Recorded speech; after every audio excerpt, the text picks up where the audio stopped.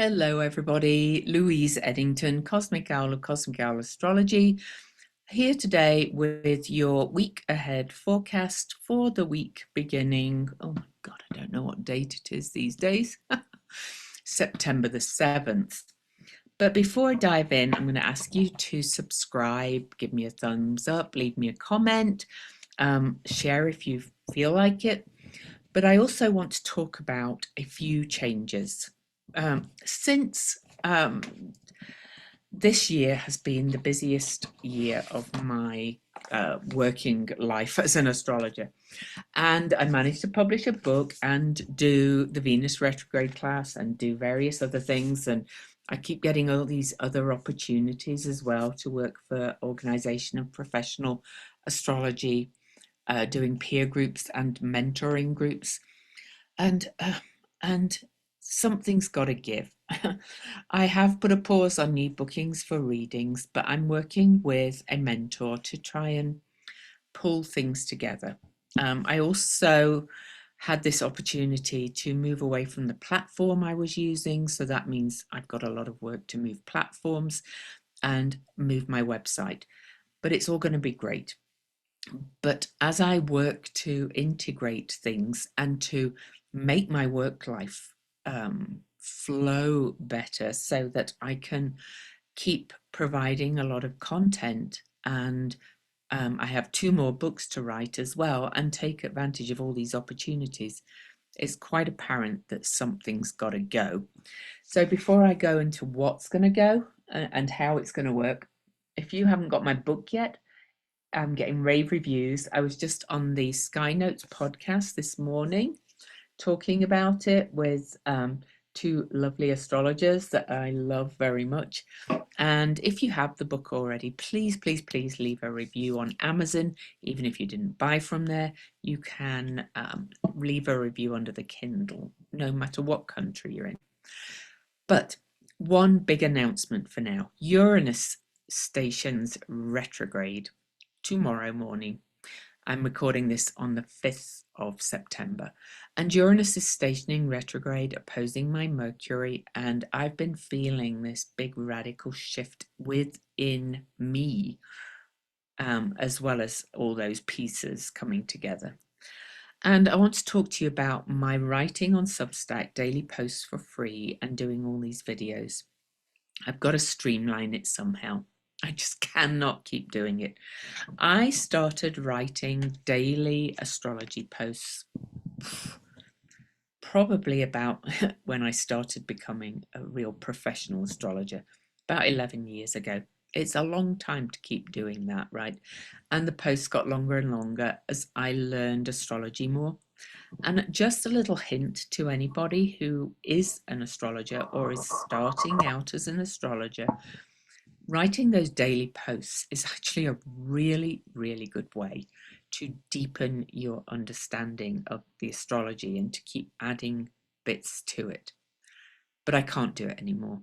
I've got two more books to write, probably more after that, and it's time for them to come to an end. I've loved them. They've meant a lot to me. It's been my way of really aligning and tuning into the stars. So with Uranus stationing retrograde, I'm going to be trying a few different things over the next few weeks. For now, I'm going to try recording my week ahead video as I have been doing on YouTube, getting the transcript of it and breaking that up into a written post for Substack, and uploading the video as a podcast on Substack. I've been neglecting to do that with my videos because I've got too much to do and I just cannot do it all. So that's what I'm going to try first, but know that it might not work. So there's going to be some chopping and changing for a little bit. I'll let things settle in for a few weeks, see how this one goes. And if that works, great. If it doesn't, then okay. And then there's probably going to be some more changes coming. But for now, these weekly video forecasts that I've been doing, as well as writing daily, are going to become a week ahead video and a written forecast. Okay, once a week on Substack. I'm not going to write daily on Substack anymore. I've got other articles I want to write. It's just too much anymore. I'm bursting with thoughts and ideas.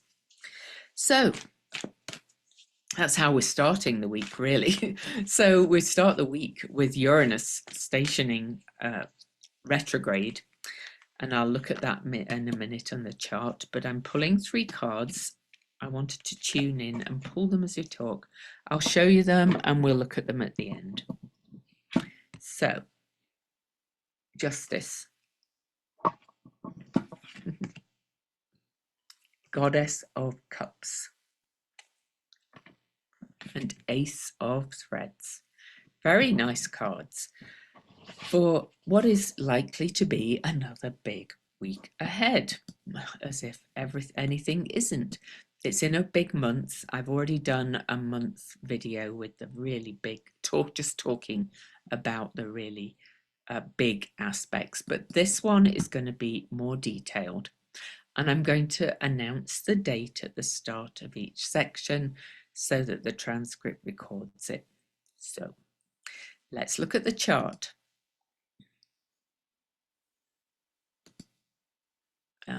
Actually, let me just make sure of something. Oh no, we're fine. I was like, please tell me that. Anyway, we start the week. Here we are. We've just, okay, this is the 7th. This is the day of the lunar eclipse. I did a lunar eclipse video as well, and eclipses are resets. And here I am resetting a lot of things in my business.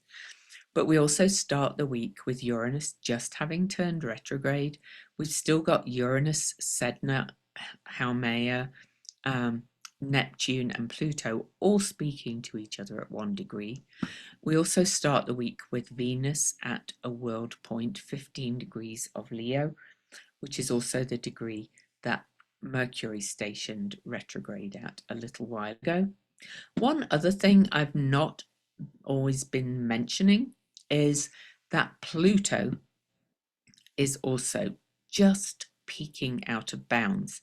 Now then, there's a book called Persephone's Revolution, which I have, and I'm starting to pile the way through. It's very in depth. But in Persephone's Revolution, Rosie Finn talks about Pluto going out of bounds. Now, there's she wrote an article on astro.com, probably as she was really putting together this material. And I announced that Pluto goes out of bounds on September the 11th. Well, in her book, I think she must have edited the dates. I haven't checked the tables. And apparently she has said online that it went out of bounds on September the 4th. So Pluto, as we start the week, is at 23 degrees, 28 minutes south. There's a little bit of disagreement amongst astrologers about at what point a planet goes out of bounds. 23-27 is generally the thought. So let's go with September the 4th. But I do want to say there's a lot being made of it, and it is big because Pluto over the next few years is going to go out of bounds again for just a short while, really, south each year, and is not going to go very far out of bounds. So Pluto today is 23 degrees 28 minutes, just moved past that 27 minutes off the ecliptic, so it's very small, and only gets to 23 minutes 32 23 degrees 32 minutes out of bounds during this whole out of bounds period. And in the book, and you'll have to go and look at Rosie Finn's interviews as well. She was on Lawless Astrology's channel. I've been meaning to get her on mine, but I'm too busy. And she's been on a few other channels. World Astrology Report, I think she was on as well. She said when Pluto goes out of bounds south, it's generally a time of good things coming, of good things awakening. So unless somebody has really studied her work or listened at least to her interviews, you might hear a lot of fear about, oh my God, Pluto's going out of bounds. But anyway, it is out of bounds. So it's going to be acting out of character. But because it's out of bounds south of the ecliptic, this is likely to be a good thing. So that's where we start the week. And I wanted to get that out of the way because, yes, I am aware Pluto's out of bounds. And yes, I said September the 11th in one of my videos, but that was me going by the article on astro.com by the author of the book. But anyway, it doesn't really matter. It's a big and slow moving thing. So it's not like when the moon goes out of bounds, it shoots up and shoots down. This is really a small blip in a way. And I'll talk more about it afterwards. And maybe I'll be able to get Rosie on my channel if I find the time. So here we are. We start the week on September the 7th. I'm just seeing what else is out of bounds while I've got that window open. Asteroid Hygeia is actually out of bounds. Most planets go out of bounds around Cancer and Capricorn. And so, Pluto's going out of bounds just at the beginning of Aquarius. It's always around this area of the chart because they are the furthest signs north and south. So Hygeia is out of bounds. Jupiter is not. So Hygeia is like preventative health and healing. So isn't that interesting with what's happening with health in the US? I'm not going to talk more about that though, because otherwise I'll get too stuck in the weeds. So here we are. We start on September the 7th. I did a whole video on the lunar eclipse. Let me get the eclipse up for you. It's got multiple aspects going on. This is kind of a wild eclipse. But one thing that really jumps out at me, other than the Pluto going out of bounds as well, is that it's sextile. Well, the moon is trying to asteroid Hecate, the goddess of the crossroads. Behind me, the triple moon goddess, mind, body, spirit. And Venus and Hecate are both at world points. 15 degrees of fixed signs are one of the world points. 0 degrees of cardinal signs, 15 degrees of fixed signs. Now, the reason why 15 degrees of fixed signs is they are the cross-quarter days between solstices and equinoxes. All right, that's why they're called that. Most cross-quarter days are celebrated not on the day that the sun reaches 15 degrees of a fixed sign now, because calendars have shifted a bit, but that's where it came from, and it's still known as a world point, and it often is a turning point. And so 15 Leo is where Venus is on this eclipse, at the same degree as the eclipse, 15 degrees, and also Hecate is at 15 degrees. Now, this is 1, new beginnings. 5 is an energy of change, but it makes 6, which is the mother number, the number of the great mother. And so, all of this, to my mind, adds to the feeling that we are shifting into this more rise of the sacred feminine, whatever you want to call it, but more within everybody to come back to balance. Okay. Eventually, it will happen. It's a process. So that's where we start the week. So we start the week with an eclipse, and you can see when it actually happens. It doesn't happen until 2:08 p.m., but we're under the eclipse energy all day. I did mention this on my political video with Kathy. This centaur Nessus is conjunct the North Node and really part of the Pisces end of the eclipse with the Pisces moon. And Nessus has been revealing abuses of power and within ourselves and out in the world. And Melanie Reinhardt's phrase for Nessus is the buck stops here. Now, Nessus is also associated with toxicity and poisons and is really starting to reveal the toxicity in our cultures and within each of us. And it's like time to purge it, cleanse it. Virgo Pisces is very much about practical mysticism, but also a lot of cleansing.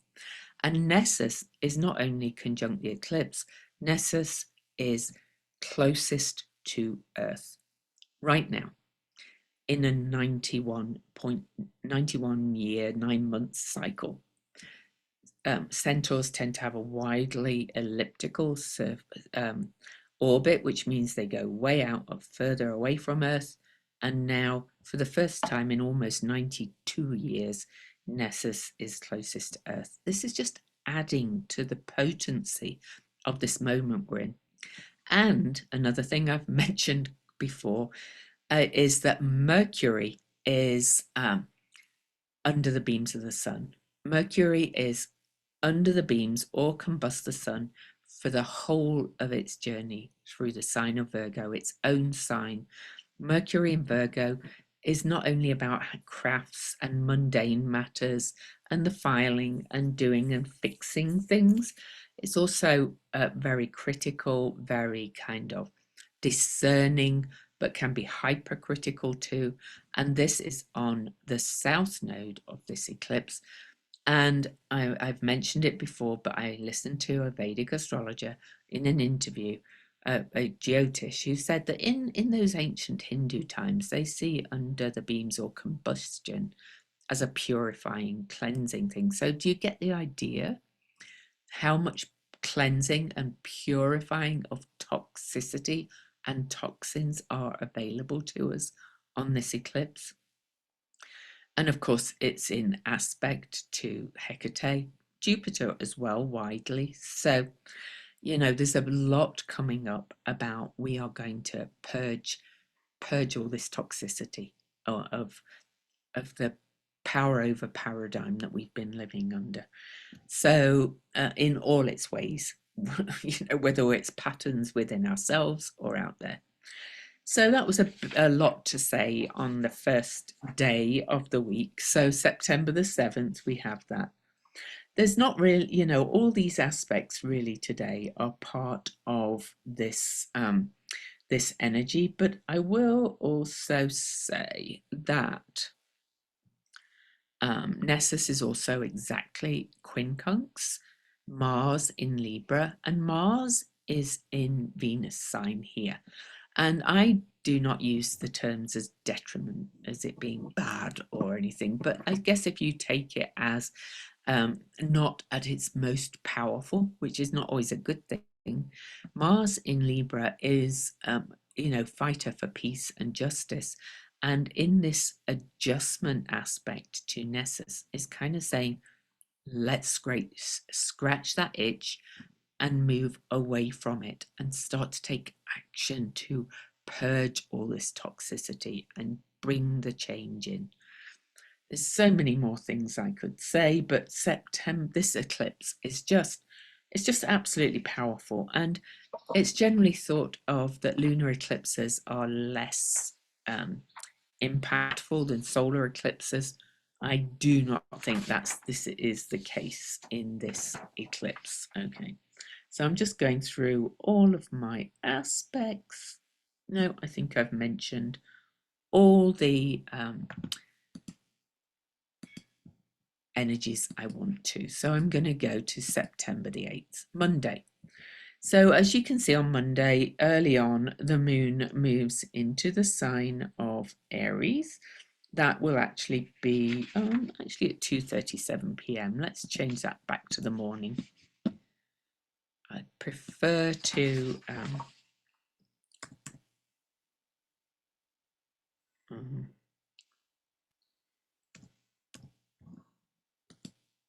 okay, here we go. So on we go on to the 8th, Monday. Still under the energy of this big eclipse. The moon finishes up its journey in Pisces. We'll meet Saturn for the first time since Saturn moved back into Pisces on September the 1st, just a week before. And we are really, again, more purging, I think.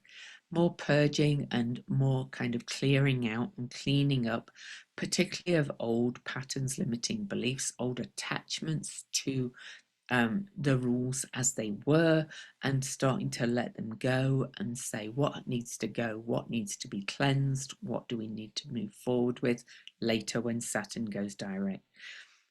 It's just such an astounding time. So the moon will also aspect the asteroid goddesses over here. We've got Juno and Vesta. Juno is our sacred contracts, and Vesta is focus and commitment and devotion.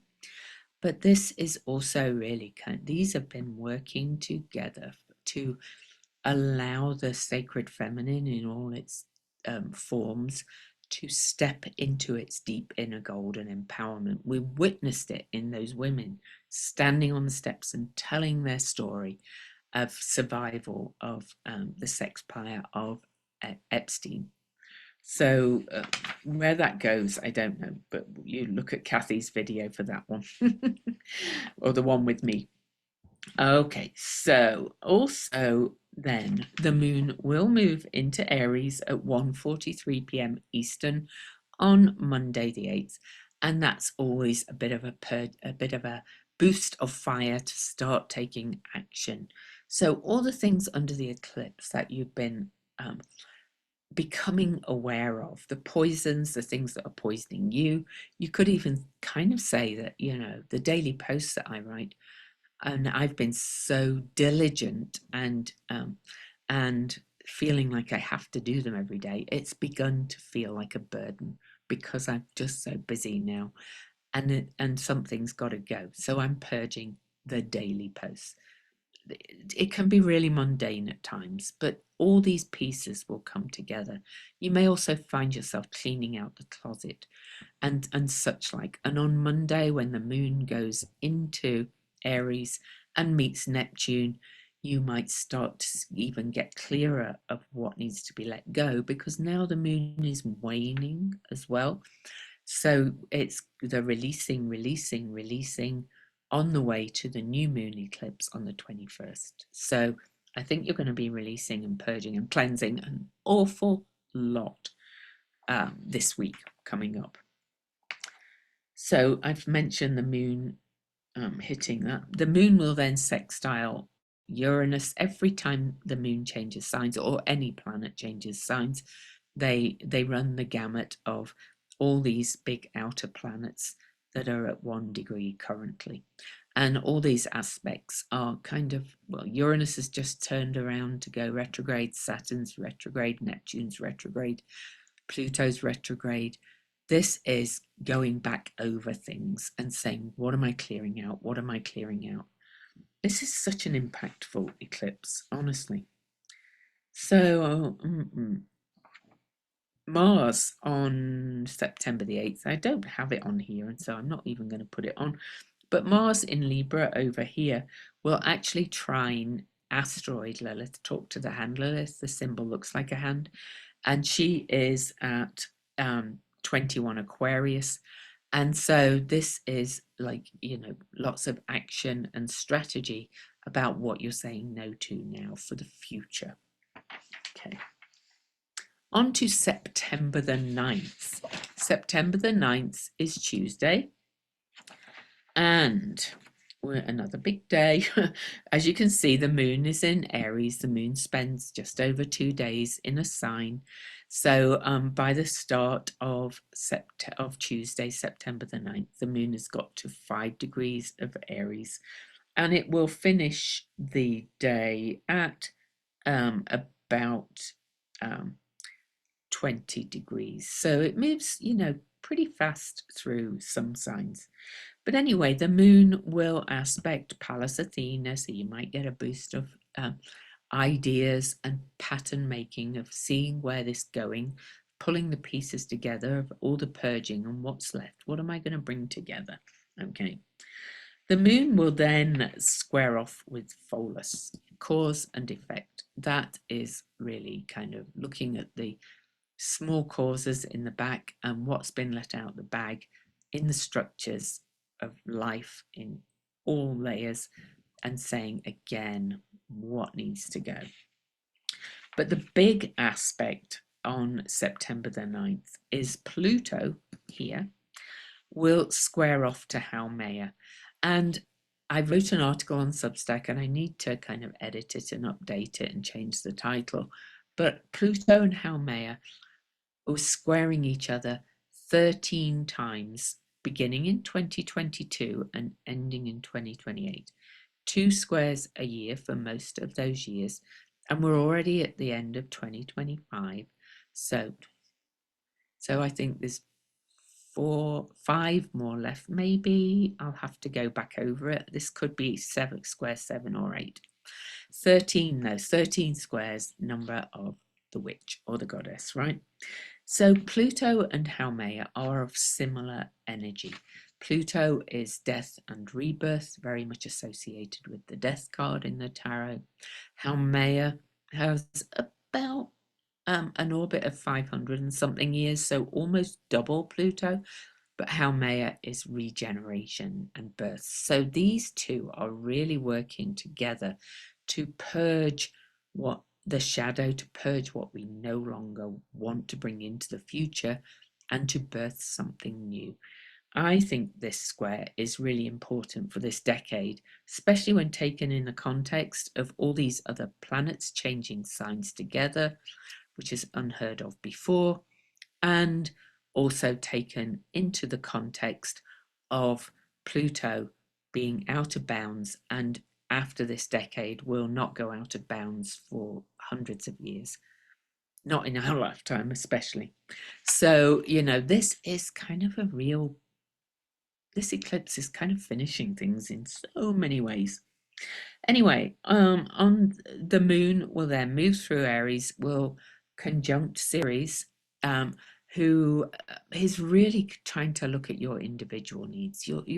We're really being asked to kind of come into our I am and really to, create a world or set intention to create a world where we make sure our own needs are met, where we don't rely on others to meet our needs.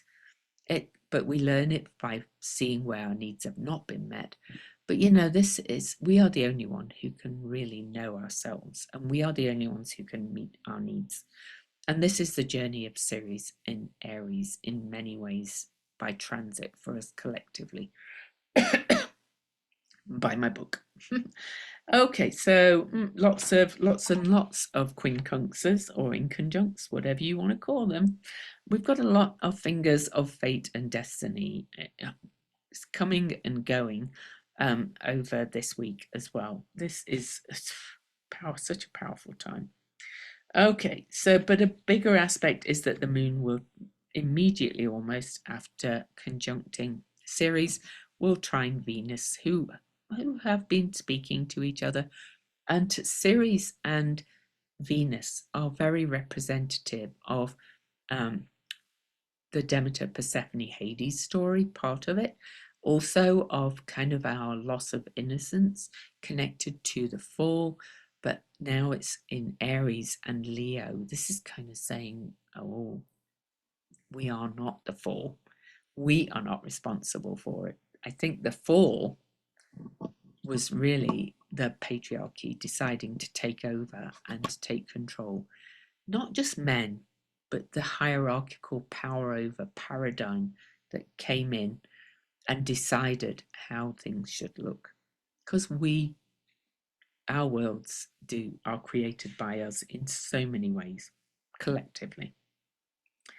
Okay, so then the moon will make some other minor aspects on the 9th and will square Jupiter at 10:42 p.m. Eastern, and that's cardinal signs. So in Aries, the moon is moving towards Jupiter, and that's saying, all right, kind of like really time to start to take action on creating justice for families, children, all of those things.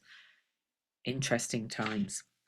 One other aspect I will mention is a fairly minor one, but one that's been speaking to me, is that Venus in Leo will oppose the Chariklo the grace spinner or cosmic doula in Aquarius. Just another look at the story we're weaving for the future. Okay. On to September the 10th, which is Wednesday. We start the day with the moon still in Aries, and the moon will run the gamut of some quite volatile energies. First, the moon will sextile the asteroid Lilith in Aquarius, which I've taken off here, but she's there. Then another body, oh, she is on. Eris will oppose Black Moon Lilith. You know, there's some real table shaking coming up this week as the clouds of the eclipse part, and we start see what light was shone on what needs to be purged, what needs to be shaken up, what tables need to be overthrown, metaphorically and in reality.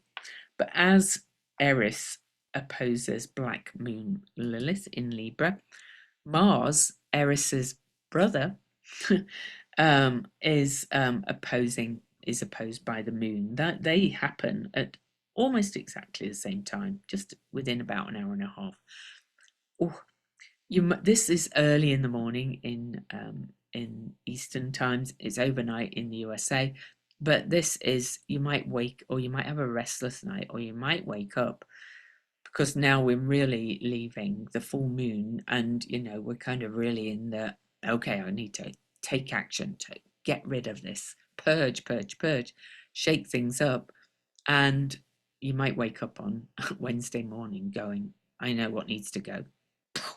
Cut it out. Done. Shake that table. Okay. Oh, let me move on. Yeah, and the moon will then conjunct Chiron because really all of this is happening together. Okay, so that's the 9th, the 10th, sorry. 10th. Oh, these printouts of mine go a bit wonky at times. Oh, that's why it's there.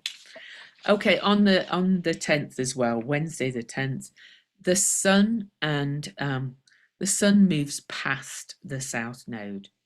Now, the sun was approaching the south node on the eclipse on the 7th, and that is circling the drain, which is what I called the political video that we do. When the planet hits the south node, it's like things get washed down the drain in a way, in many ways. So whatever is coming from the eclipse, you may be washing things literally down the drain more and more as we move away from the eclipse.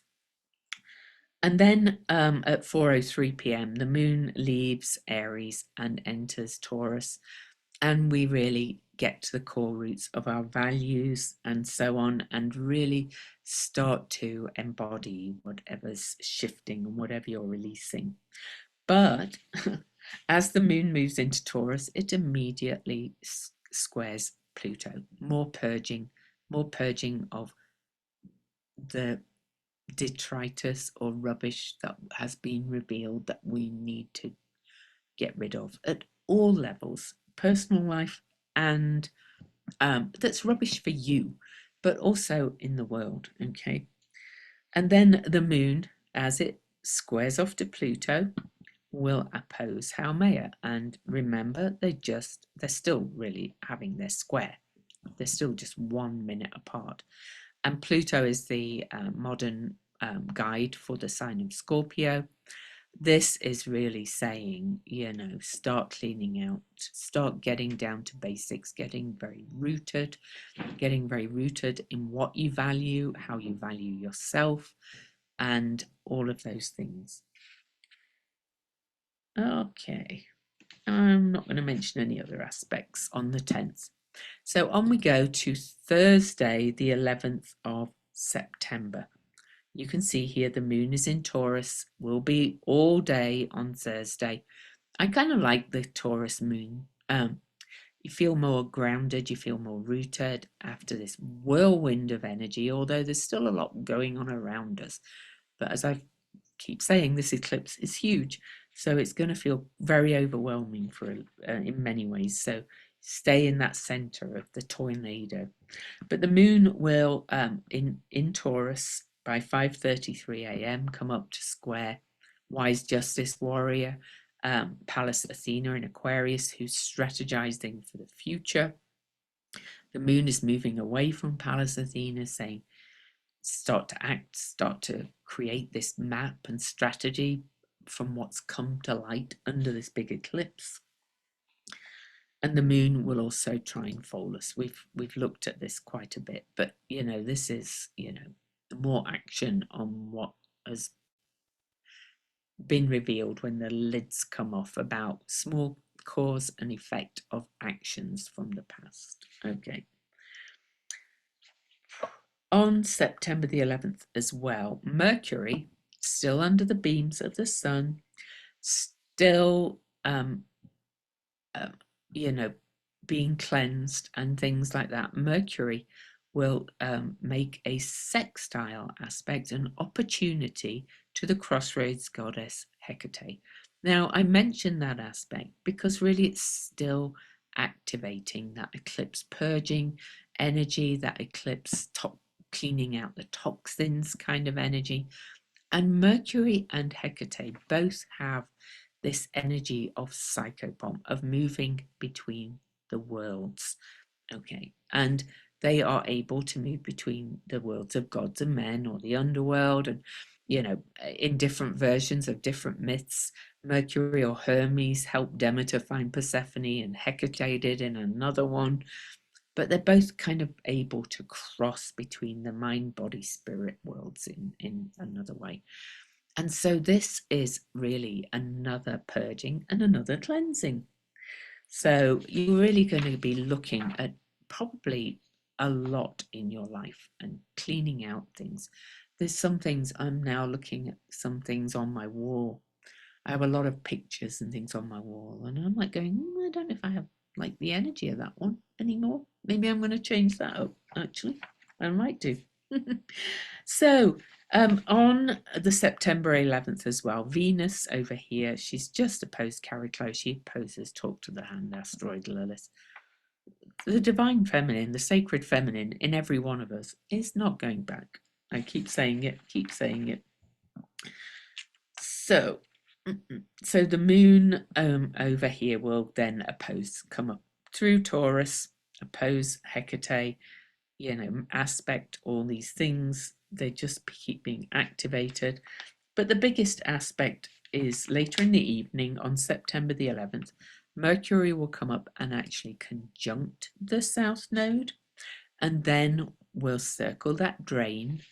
So remember, Mercury is being purified and cleansed in the sign of Virgo, the sign of one who is whole to itself. And that's going to be another release down that drain. I've got to let this go. I've got to let. And with Mercury in Virgo, it can be that hypercritical, stinking thinking, inner meanie voice as well. It's asking you to let go of that as well and start and cleanse those old patterns of when you find yourself being really self-critical internally. I think this is a more internal kind of journey, I think. And the moon, of course, right after will trine Mercury and the South, and so it's all working together. The moon gets the emotions involved and then says, let's get down to basics, Taurus. On to September the 12th. September the 12th, it's a big week, so it's worth spending time on all this.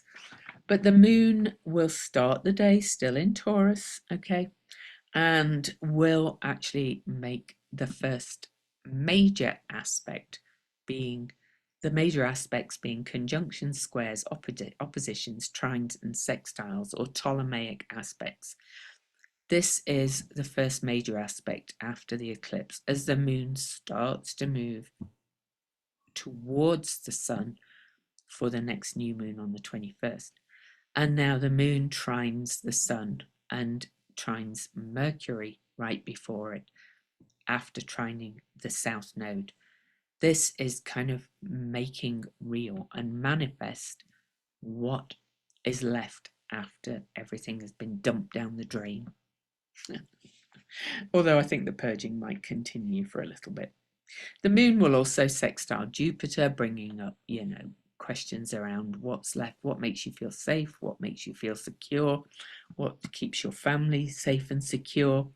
And the moon is actually at the midpoint on that point of Nessus, the toxicity and abuses of power, remember, and Jupiter, Jupiter in Cancer, which wants to expand your own safety net and basis of security based on what's happening out there in the world. Also on the 12th, worth mentioning, is that Saturn over here, Saturn is still at that 29 degree of Pisces, will eventually move back to 25 degrees.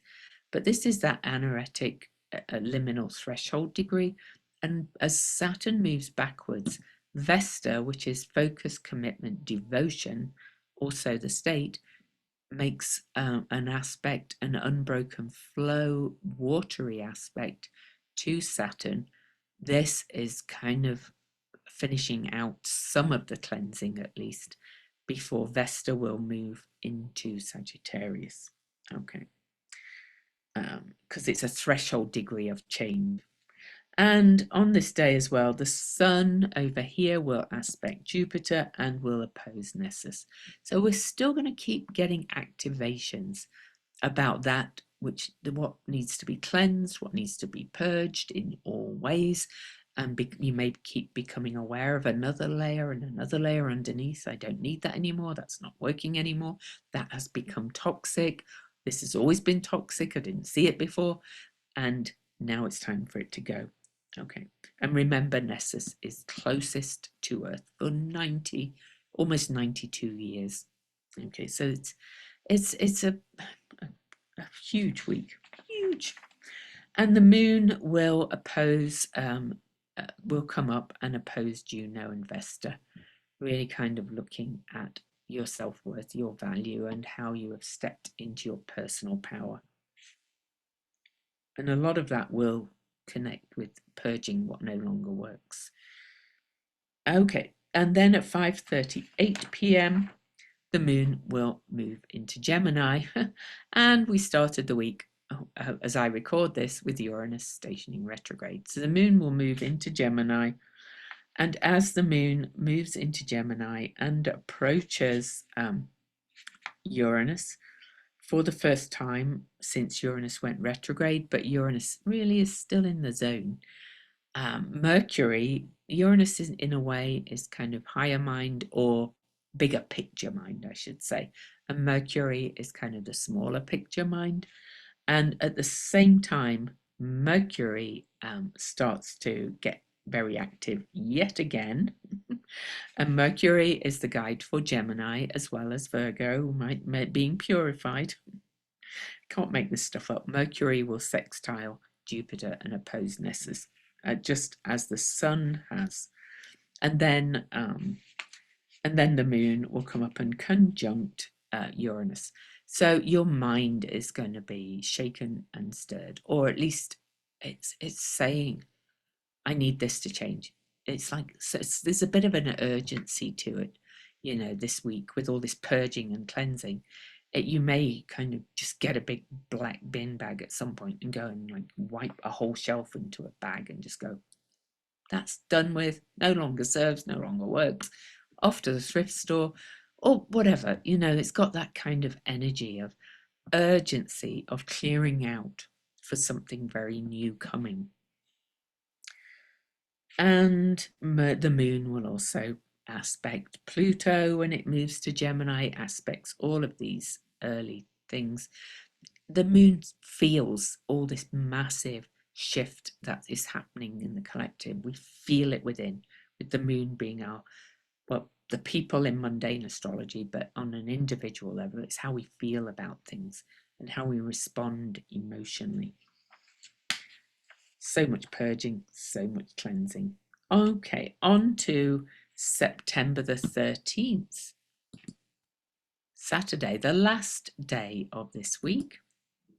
Mercury will be Cazimi, the Sun. So this is the Mercury is traveling behind the sun now. So it's kind of being cleansed and purified by the universe out there. And we can't see Mercury. It's right behind the sun, in the middle of it. But on this day, on the Cazimi, they've been through the drain. We've had a lot of purging. This might be time for a pause. The exact time of the Cazimi is 6:51 a.m. on the 13th, which is Saturday the 13th. It's at 20 degrees of Virgo, happens to be square my sun. So, but this is often a moment of clarity. Even when the Mercury is behind the sun, the two are together from our perspective. The sun's big light is shining on our mental processes and thought processes and information sifting kind of energy and our communications. And this is like, oh, I can kind of see clearly now of the process of this whole week, what I've been purging. I'm clearing decks, and it's enabling me to really start to see where I'm going. And this, I think, is really powerful. To go back to numbers, 20 is a 2 plus a 0. 2 is another feminine number. 1 is supposed to be the sacred masculine, very straight up. 2 is kind of more that curved, kind of receptive kind of energy. So the feminine, and then 0 is infinite possibilities, the alpha and omega. And so I love that this Cazimi is at 20 degrees, okay?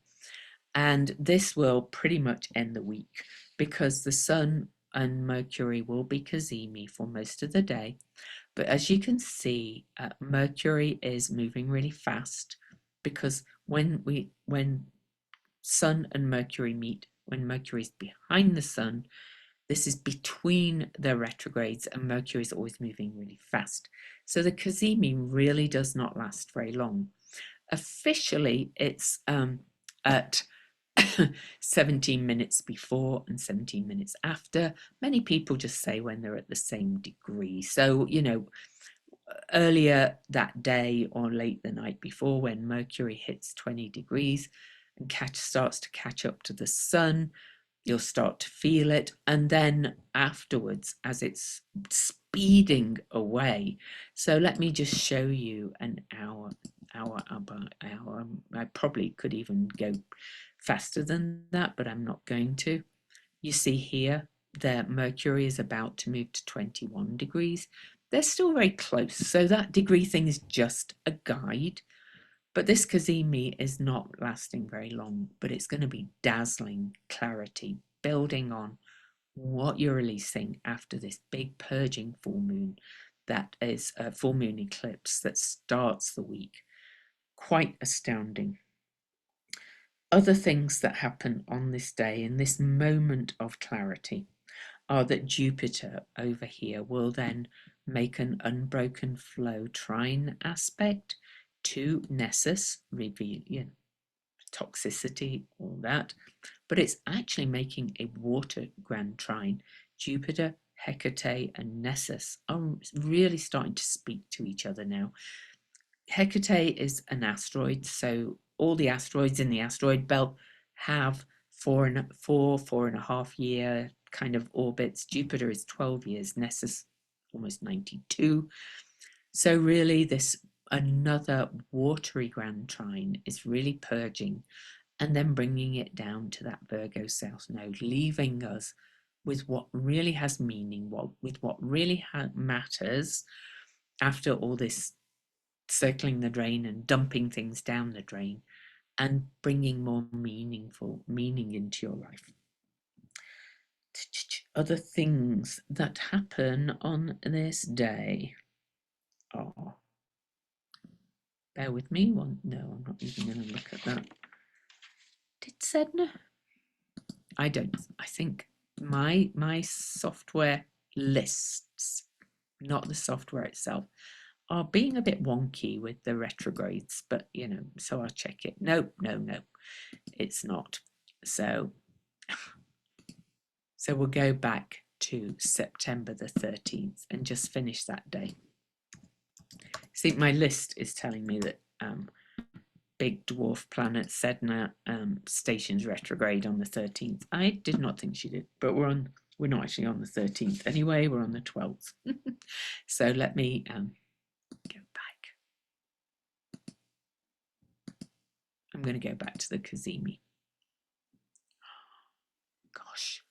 Oh my goodness, we're in 2026, that's why. Sorry. Uranus stationing opposing my Mercury. I tell you, some of you have been quite unforgiving about technical issues, but things have been wonky as heck. But it's happening as within, as without, and I have to let it go. Okay, so on the 13th, we're going to finish the day. I talked about the Jupiter trine to Nessus, which really involves Hecate. This is kind of washing the poisons away. So we're at this crossroads. We can choose which path we're taking going forward. That's very much kind of about the kind of Hecate energy, okay? And I think that's about it for the 13th. There's one last thing that I will mention. We finish the week with Vesta moving into visionary and forward-thinking Sagittarius. And Sagittarius is many things, but remember, Vesta is focus, commitment, devotion. You can see this is right at the end of the day next week, right at the end of our week with this forecast, is that Vesta enters Sagittarius. And Vesta will start to focus on the forward vision then. Purge, purge, purge. Start to focus on the forward vision. The moon is here in Gemini. We're about to have the last quarter moon that will start the week for next week, which is the crisis in consciousness. After all this purging, what are we left with? How are we going to move forward now with all of this? Oh, what a week. Anyway, so I'm going to read the cards for you from the book, from the Red Threads Tarot, which you should have to look basically if you want to buy it in the US, because the UK and some other countries are not shipping anything, any packages to the US because of the move by the administration to charge tax on things that were previously exempt because they were below $800 of value. So on the Etsy store for these cards, there's a big sign saying we do not ship to the US at the moment anyway. And I'm like, she's got a new deck and I actually want it. Somebody said, get a friend to buy it. Well, she can't ship it here either. So anyway, because it's the post office. It will change, I know, so I can wait. So this is justice. And this is I am truth. Okay. Truths are going to come to light, but more importantly, I'm going to say this is the truth of who you are right inside. So this is the hero's sword in many ways as well. So I like to read the quotes from these books. You see, you are not paying close enough attention. Theseus fought for his life. He shook his head, but the Minotaur fought for Ariadne. Okay.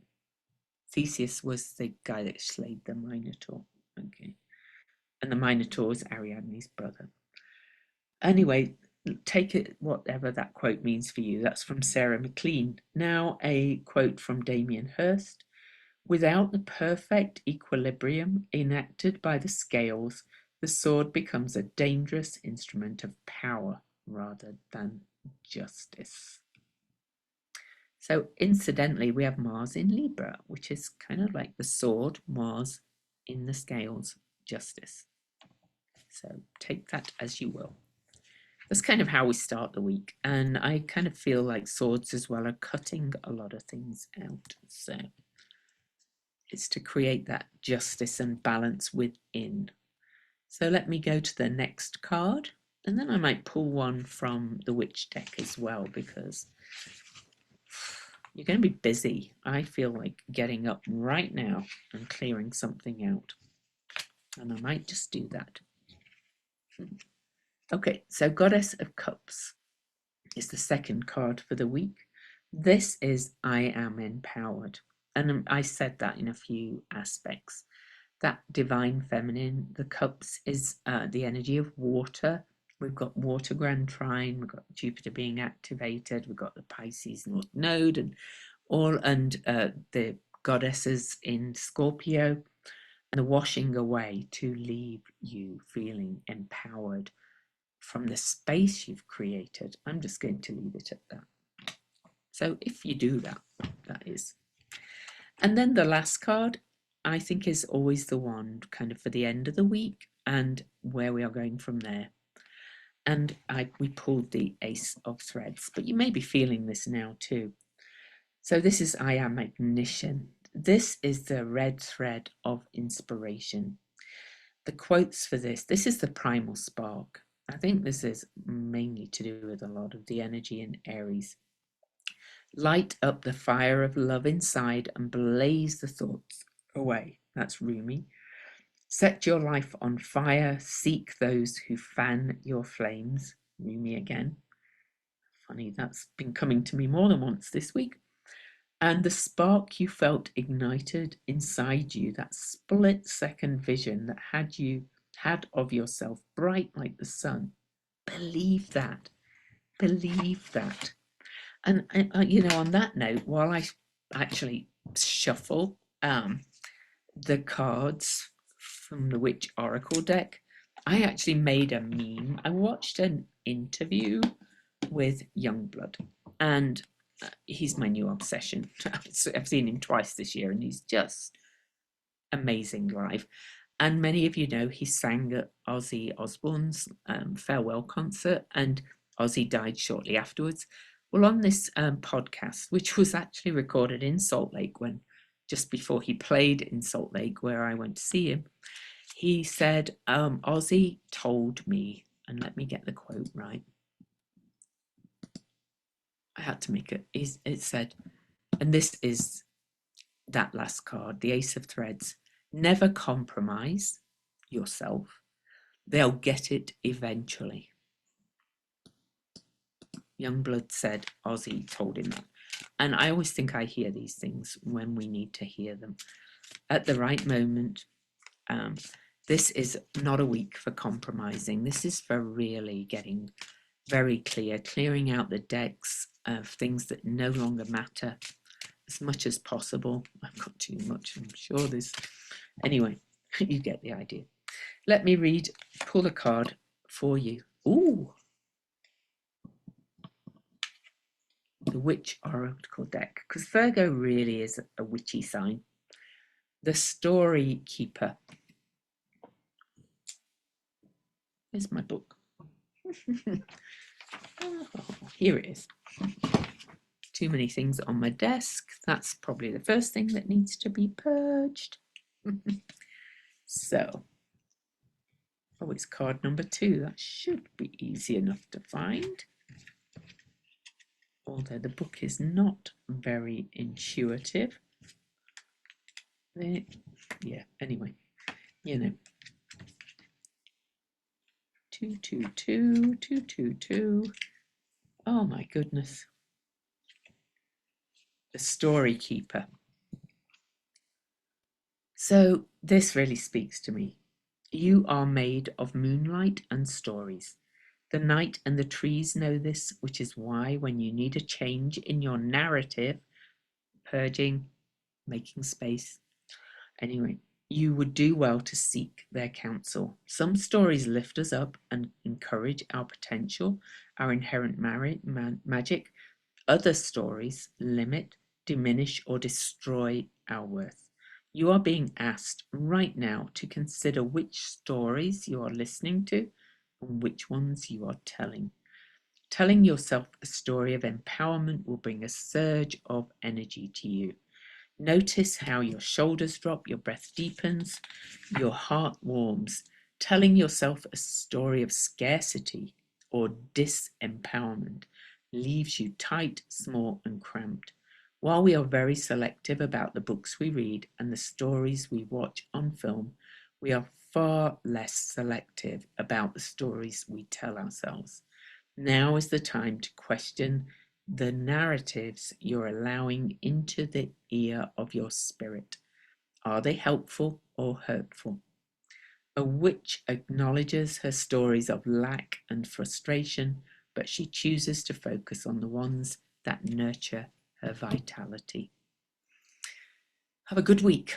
Go do some purging and some cleansing of stories of old patterns in your mind and things. Love you.